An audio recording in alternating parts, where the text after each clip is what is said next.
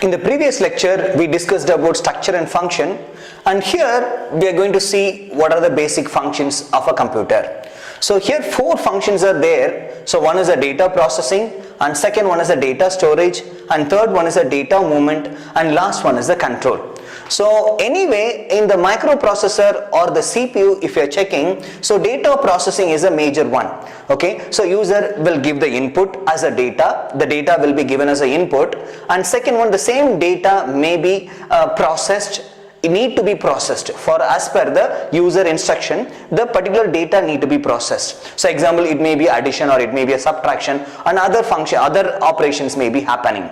Okay, so now the given data need to be processed. So example, it may be the data may be a different forms. So it may be a floating point or it may be a binary form. So all these things are there. So the given data need to be processed. That is the first function.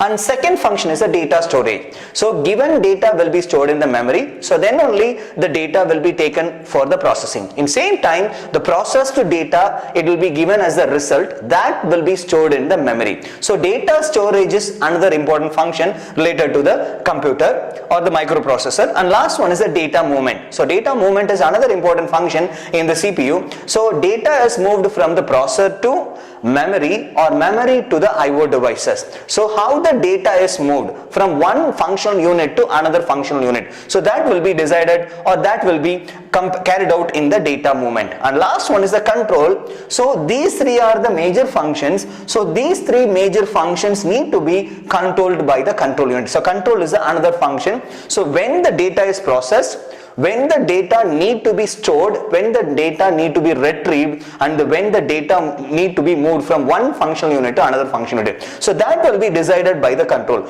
So these are the 4 major functions of a CPU or a computer.